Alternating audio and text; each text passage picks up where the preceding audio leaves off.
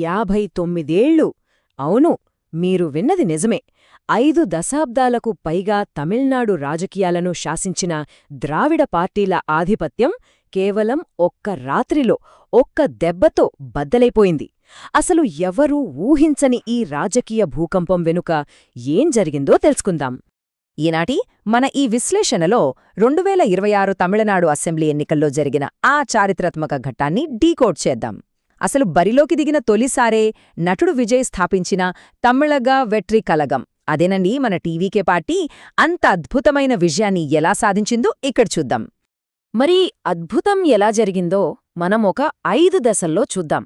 ముందుగా ఆ రాజకీయ భూకంపం స్థాయి, ఆ తర్వాత టీవీకే వ్యూహం, పగిలిన డీఎంకే కంచుకోట, ఆఖరి నిమిషంలో జరిగిన మాస్టర్ స్ట్రోక్, చివరగా ఒక సరికొత్త రాజకీయ సెకన్.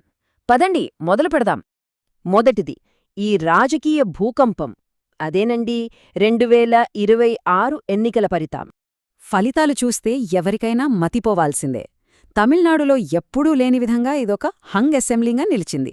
ఇక్కడ టీవీకే ఏకంగా 108 సీట్లతో సింగిల్ లార్జెస్ట్ పార్టీగా నిలబడి మెజారిటీ మార్క్ 118కి కేవలం 10 అడుగుల దూరంలో ఆగిపోయింది.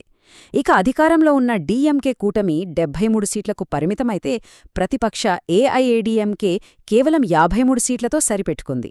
ఎవ్వరూ ఊహించని నంబర్స్ కదో ఇవి. ఈ సక్సెస్ రేంజ్ అర్థం కావాలంటే మనం కొంచెం వెనక్కి వెళ్ళాలి. 1977లో లెజెండరీ ఎంజీఆర్ గారు ఏఐఏడీఎంకే పార్టీ పెట్టి తొలిసారి పోటీ చేసినప్పుడు వాళ్లకు 30% ఓట్లొచ్చాయి. అది అప్పట్లో ఒక పెద్ద సంచలనం. కాని ఇప్పుడు చూడండి, 2026లో టీవీకే ఏకంగా 34.92% ఓట్లతో ఆ పాత రికార్డును బ్రేక్ చేసేసింది. ఇది మామూలు విషయం కాదు, ఒక ఆల్ టైమ్ రికార్డ్. సరే, అసలు ఇంత భారీ విజయం ఎలా సాధ్యమైంది? రెండో పాయింట్, టీవీకే వ్యూహాన్ని డీకోడ్ చేద్దాం. విజయ్ గారికి ఉన్న విపరీతమైన సినిమా క్రేజ్ గురించి మనందరికీ తెలిసిందే. కానీ దాన్ని సాలిడ్ ఓట్ బ్యాంకుగా ఎలా మార్చుకున్నారో తెలుసా? ఆయన టార్గెట్ చేసింది ఏకంగా 40% ఉన్న యువతనే. అవును, వాళ్ల ఫోకస్ అంతా 12.51 లక్షల మంది ఫస్ట్ టైం ఓటర్లు మరియు 20 నుంచి 40 ఏళ్ల మధ్య వయసున్న దాదాపు 2.28 లక్షల మందిపైనే పెట్టి పక్కగా స్కెచ్ వేశారు.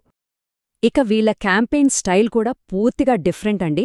పాత రాజకీయ పద్ధతులు పక్కన బెట్టేసి పక్కా డిజిటల్గా యూత్కి బాగా కనెక్ట్ అయ్యేలా సోషల్ మీడియాను విపరీతంగా వాడారు. పైగా వాళ్ల మేనిఫెస్టో చూస్తే నిరుద్యోగ భృతి, వడ్డీలేని రుణాలు లాంటి హామీలతో యువత ఆర్థిక కష్టాలకు నేరుగా పరిష్కారం చూపేలా డిజైన్ చేశారు. దానికి తోడు అవినీతి లేని సరికొత్త పాలన ఇస్తామని చెప్పడం కూడా ఒక గేమ్ చేంజర్ అని చెప్పాలి. ఇక మూడవ అంశం, దశాబ్దాల చరిత్ర ఉన్న అధికార డీఎంకే కోటలో ఎలా బీటలు వారాయో చూద్దాం. జస్ట్ ఇమాజిన్ చేసుకోండి, చెన్నై నగరంలోని మొత్తం 22 అసెంబ్లీ స్థానాల్లో టీఎండీకే ఏకంగా 20 సీట్లను క్లీన్ స్వీప్ చేసింది. చెన్నై అంటేనే డీఎంకేకి కంచుకోట, ఎవ్వరూ టచ్ చేయలేరు అని అనుకునేవారు. కానీ ఒకే ఒక్క దెబ్బతో ఆ బలమైన కోట బద్దలైపోయింది. ఇది ఎంతటి ఘోర పరాజయమంటే అవుట్ గోయింగ్ ప్రభుత్వంలోని 32 మంది కీలక మంత్రుల్లో దాదాపు సగం మంది, అంటే 15 మంది వాళ్ల సొంత నియోజకవర్గాల్లోనే చిత్తుగా ఓడిపోయారు. అసలు ఎవ్వరూ ఊహించని మరో షాకింగ్ ట్విస్ట్ ఏమిటంటే, ఎప్పుడూ సునాయాసంగా గెలిచే కొళత్తూరు నియోజకవర్గంలో స్వయంగా ముఖ్యమంత్రి ఎంకే స్టాలిన్ గారే ఓడిపోవడం, ఇది ఎవరూ కలలో కూడా ఊహించని విషయం. ఈ డేటా చూస్తే మనకొక క్లారిటీ వస్తుంది. టీవీకే ఎంట్రీ వల్ల ప్రతిపక్ష ఏఐఏడీఎంకేకి కొంత నష్టం జరిగినా అసలు దెబ్బ పడింది మాత్రం అధికార డీఎంకేకే. ముఖ్యంగా పట్టణ ప్రాంతాలు, అలాగే దళిత ఓటు బ్యాంకు, ఈ రెండూ డీఎంకేకి బలం. కాని ఆ కోర్ ఓటు బ్యాంకుకే టీవీకే భారీగా గండి కొట్టింది. సులభంగా గెలవాల్సిన రిజర్వ్డ్ సీట్లలో కూడా మెజారిటీలు తగ్గిపోయి ఆ సీట్లు చాలా టైట్ మార్జిన్లతో టీవీకే ఖాతాలోకి వెళ్ళిపోయాయి. ఇప్పుడు అసలు సిసలైన క్లైమాక్స్కొద్దాం. అదే మన 4వ పాయింట్, ఎన్నికల తర్వాత జరిగిన ఆ నాటకీయ పరిణామాలు మరియు ఆఖరి మాస్టర్ స్ట్రోక్. రిజల్ట్స్ వచ్చిన మే 4వ తేదీ నుండి చూస్తే కేవలం 6 రోజుల్లో పాలిటిక్స్ పూర్తిగా మారిపోయాయండి. మే 6న కాంగ్రెస్, 8న వామపక్షాలు, 9న వీసీకే మరియు ఐయుఎంఎల్ మద్దతు పలకడం. దశాబ్దాలుగా డీఎంకేతో కలిసి నడిచిన పాత మిత్రులంతా ఒక్కొక్కరుగా పక్కకు వచ్చేసి టీవీకేలో చేరిపోయారు. ఇలా మే 10 కల్లా ప్రభుత్వ ఏర్పాటుకు లైన్ క్లియర్ అయిపోయింది. ఇలా రాత్రికి రాత్రే పొత్తులు మారితే సహజంగానే విమర్శల వర్షం కురుస్తుంది కదా.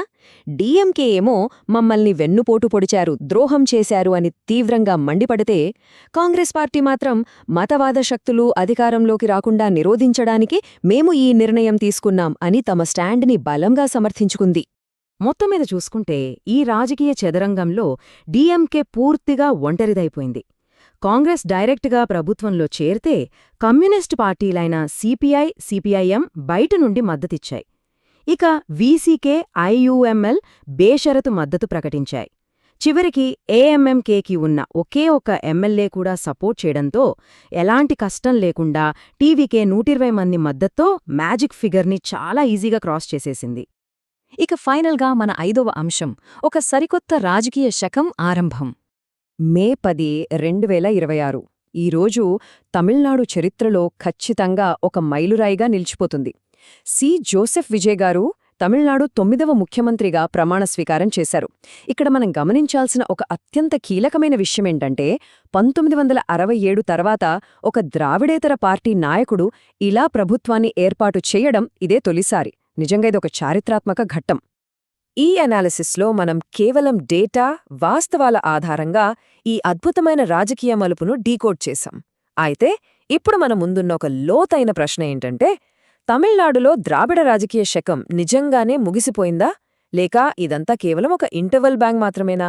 రాజకీయ ముఖచిత్రాన్ని మార్చేసిన ఈ మార్పు శాశ్వతంగా ఉండిపోతుందా అనేది రాబోయే కాలమే నిర్ణయించాలి. దీనిపై మీరేమనుకుంటున్నారో ఒక్కసారి ఆలోచించండి. మరో ఆసక్తికరమైన విశ్లేషణతో మళ్ళీ కలుద్దాం.